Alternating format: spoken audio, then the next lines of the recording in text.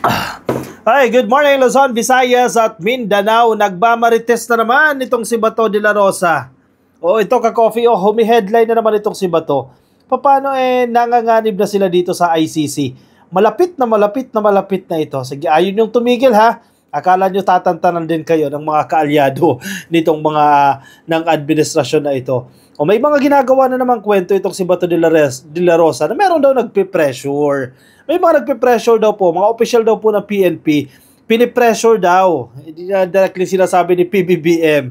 Pinipressure daw po itong mga official na ito para magsalita against the Dutertes, against Digong, against Bato de la Rosa, dyan po sa tokhang nila.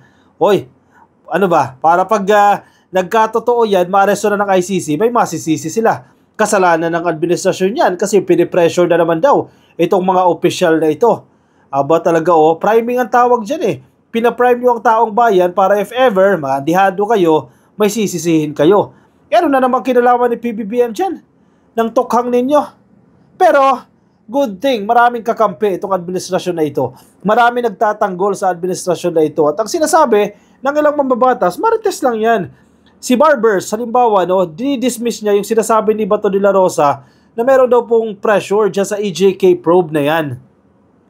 Sino na naman ang pinipressure dyan?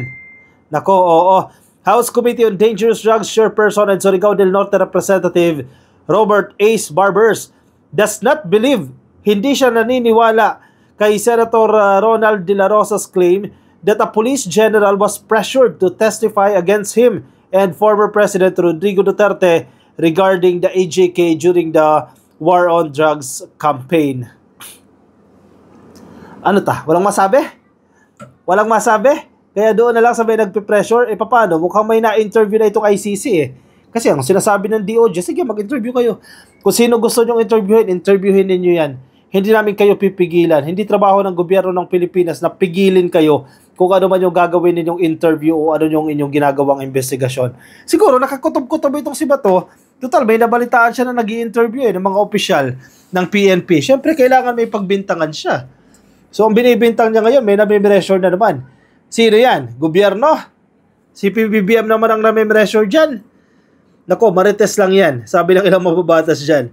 Mukhang marites lang yon. Isa na ito si Barbers. In fairness dito kay Barbers said Barbers in an interview on Friday. Mahilig magmarites itong si Bato eh. De La Rosa said that Police Major General Romero Karamat was asked to implicate him and Duterte in the killing of thousands of drug suspects during the previous administration's War on Drugs campaign. So, pressure daw po itong si General Karamat. Sige, idawit mo yan si Bato. Idawit mo yan si Digong. Yan, sila may kasalanan yan. Sino pa ba? Sino ba yung nag-launch ng tukhang na yan? Sino ba yung may mga interviews? Sino ba yung may mga speeches na direkta, frankly, sinasabi yung gusto nilang gawin sa taong bayan ka-coffee? Sino ba yan? Sila naman yan eh. Tapos ngayon na lumalabas na silang primary suspect dito, magdi-deny sila dyan. Samantala sa mga interviews nila, sa speeches nila, very proud pa sila sa sinasabi nila dyan sa tukhang na yan. Kasi sinasabi nila, kami dun sa Davao, effective kami kasi may tukhang kami. Ang masaklap, lumabas pala na dinudoktor yung police records dyan sa Davao. Kaya pala pinagmamalaki nila, tahimik dito, safe dito. Yun pala yung mga tauhan ni Baste nag-positive. Yun pala, dinudoktor yung ilang record sa mga police stations. At na-discover ni General Torre yan. Kaya nga pinagsisibak niyo yung mga police dyan eh.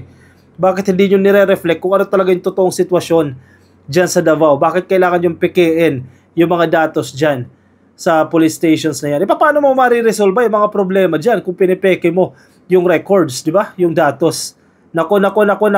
Baka hindi ngayon lang yan. Baka nung panahon pa ni Digong, ganyan ang kalakaran.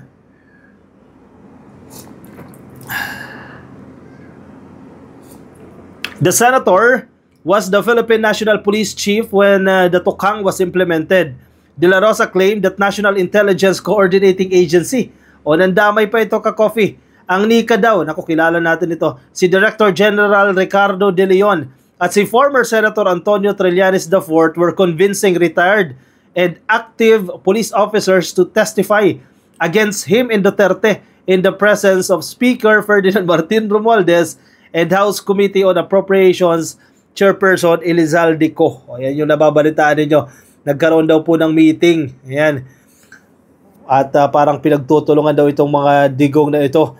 Naghahanap daw po ng mga aktibo na at mga retired na police officials na tatayo daw po para ituro o i-implicate itong si Digong at itong si Bato. Sino pa ba? If ever sino pa bang may kasalanan dyan? Diba? Command responsibility yan.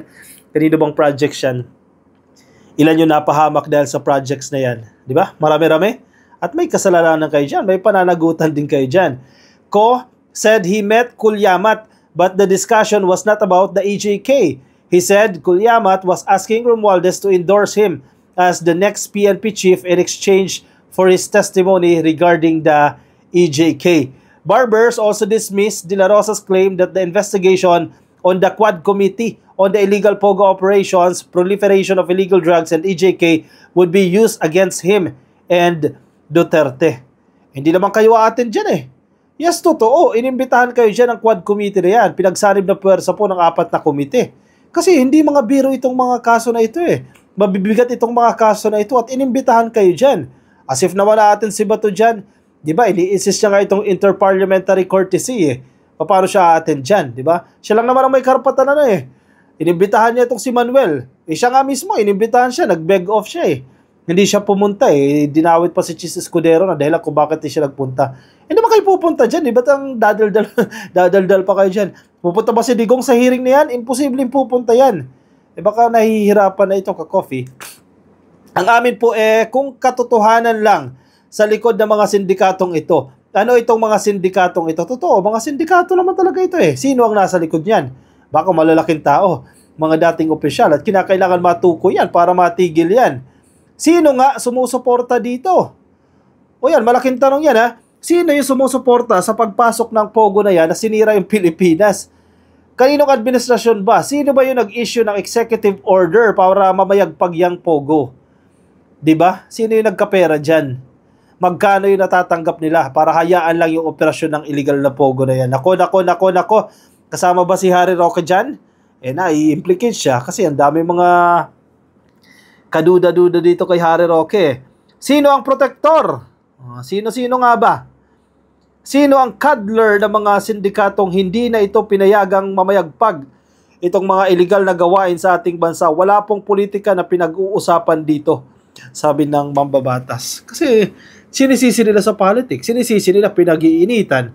Sino ba kasi ang involved dyan? Alam naman imbitahan si Pinoy dyan. Alam naman imbitahan si Bam Aquino dyan. O sinong pa imbitahan ba? Mga lumang administrasyon. Hindi naman nadadawad yung pangalan nila.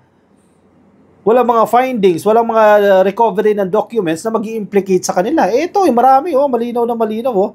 Makita mo ba naman yung bank account ni Harry Roque dun sa Pogo Hub Makita mo yung pangalan niya bilang legal counsel. Makita mo yung mga hinahanap na doon sa bahay niya. Pamumulitika ba yon? Ang mga DDS, ang tingin nila doon, pamumulitika.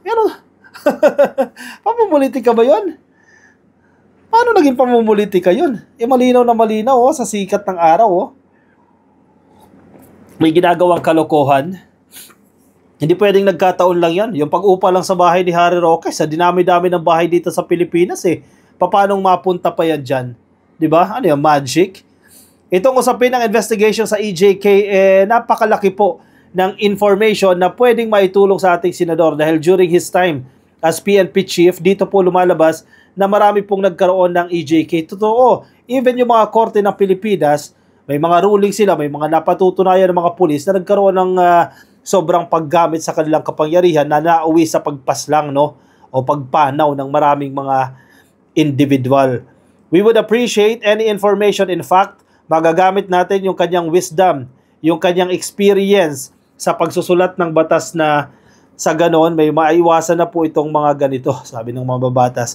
If De La Rosa does not want to attend the hearing, Barber said, the senator could send a letter to the committee to share his insights and ideas. Mautak dito si Barber, in fairness dito si Barber, Hindi siya nang aaway na umattend ka dito sa hearing na yan. In a way, subtle lang sige, kung di ka pupunta, i-share mo yung insights mo. Kasi may ginagawang positive pa. May karanasan ka bilang hepe ng PNP and senador, Ang problema, syempre, insist niya yan. Interparliamentary courtesy yan eh.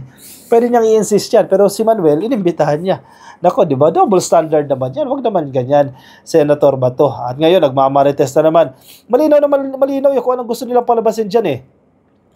Para, pag nasa kote sila, nahuli sila ng ICC, may sisisihin sila. Ang administrasyon ang sisisihin nila. Kasi sasabihin, nag-cooperate ang Pilipinas sa investigasyon na yan. Nagkaroon ng pressure sa mga general para i-implicate sila. Paano kung yun naman talaga ang totoo? Ginagamit nyo lang itong allegedly pagkikita daw ni Speaker Romualdez at itong General Colyamat. Nako, halatang-halata na kayo dyan. Tumigil na kayo sa kalokohan nyo niya dahil lumalabas din ang katotohanan. May mga nagtitestify, may mga lumalabas at nadidiin kayo dyan. Tama na. Nako po, pag natanggal ka sa pagkasenador, Senator Bato, maya-maya ka na sa Kongreso.